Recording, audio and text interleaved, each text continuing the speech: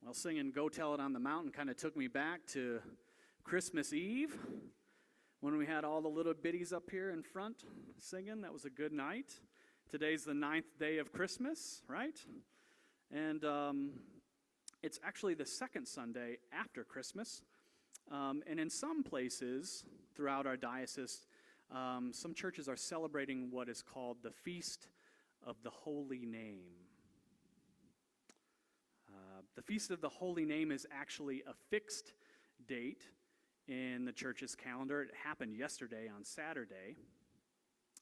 But since some congregations only meet on Sundays, they don't have to, but they can transfer that day if they would like and hear that story today.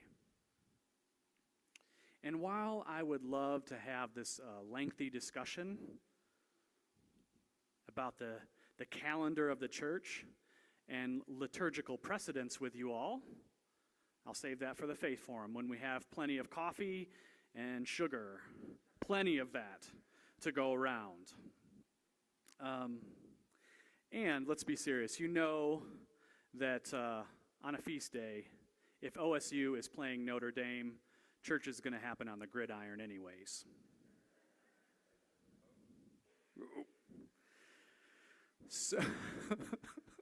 So instead of hearing the gospel story about how Mary and Joseph named the baby boy Jesus today, as we would on the Feast of the Holy Name, we instead get this wonderful story from Jesus' childhood, where he is teaching in the temple at the age of 12.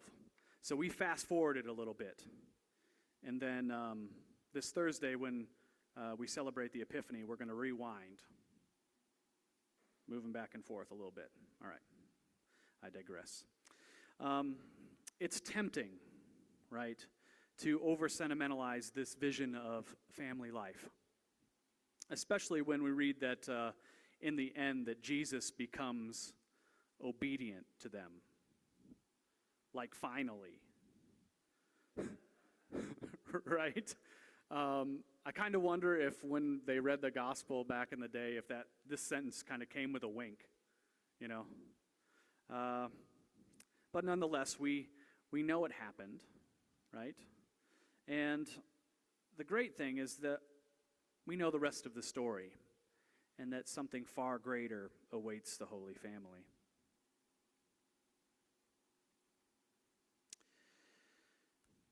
And I think it's this awareness of the pull towards sentimentality, right? That thing is really useful to us and can really serve us when we interpret the story we're given today. I think it's the deepest desire of every parent to see one's child achieve success and fulfillment in life. Teaching the rabbis in the temple was probably not what Mary and Joseph suspected, but nonetheless. What is more, I think the interplay of several elements found within this story frames the way we can and we often place a value judgment on our own experience. Like, was that good or was that bad? And so the story for us can be intensely personal if we let it. The story of losing Jesus in the wake of things and then finding him again can speak directly to us if we let it. And it can do this especially on the cusp of a new year. It can do this if we aren't parents ourselves. And it can do it if our awareness centers on two factors that are as active today as they were back then. Namely, the elements of desire and anxiety. Make no mistake, if there's two governing dynamics within this story, it is desire and anxiety. The desire of Jesus to be in the temple, to be about his Father's business,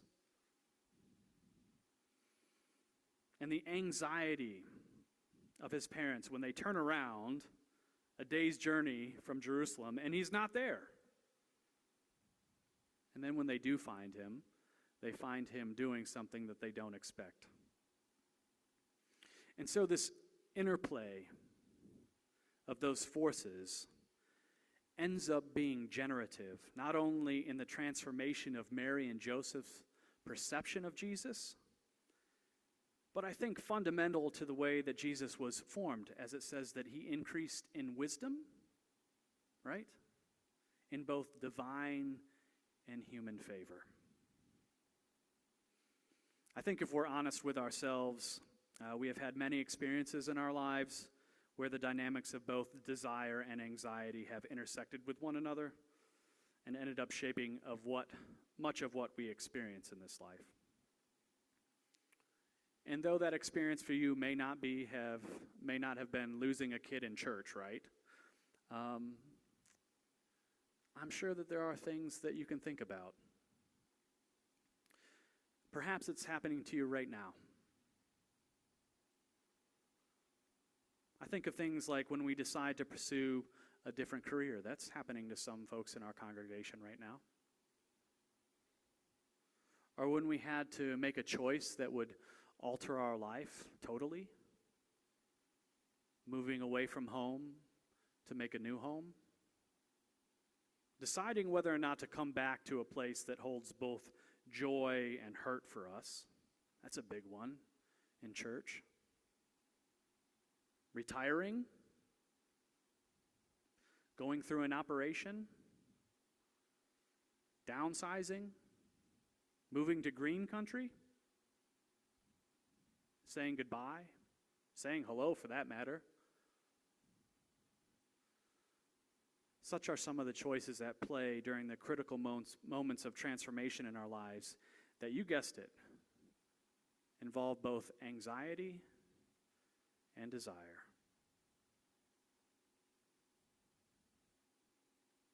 And just as strong as those operative forces are in our lives, the flip side of anxiety is also true.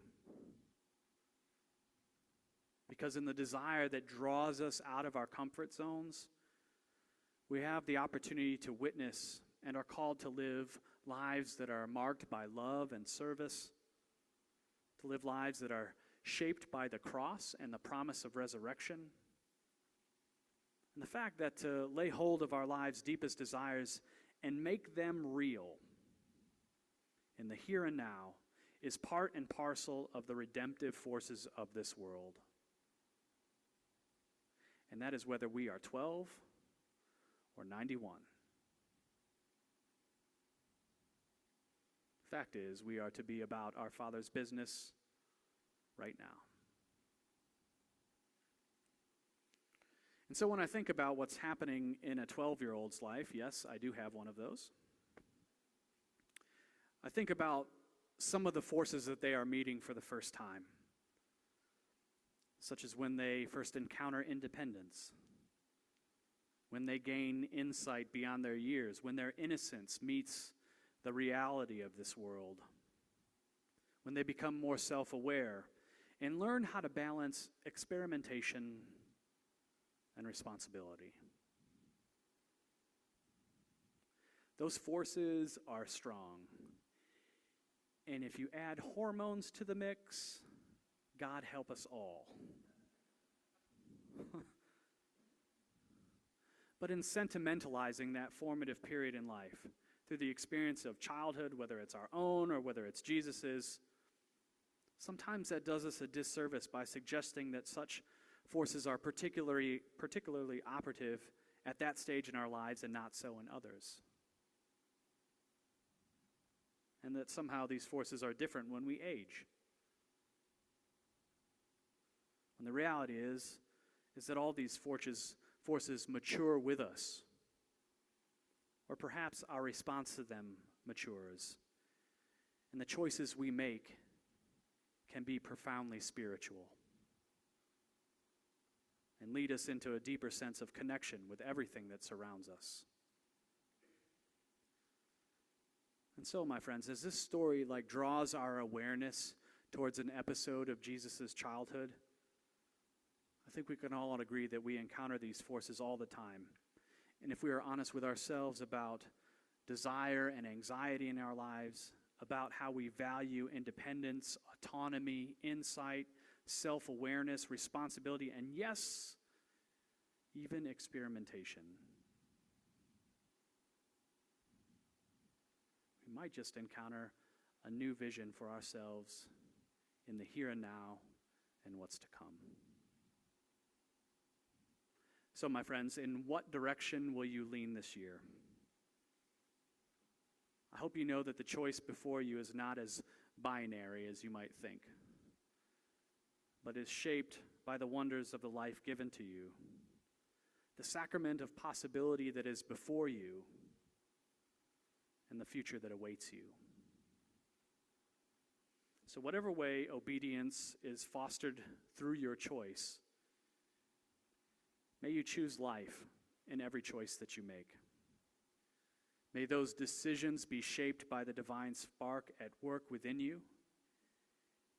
And may you find wisdom in choosing grace, forgiveness, and love, even if the situations you find yourself in are devoid of those mercies. Be the light at all costs, for the world is now too dangerous for anything except such love. May this be your best year ever as you are about your Father's business.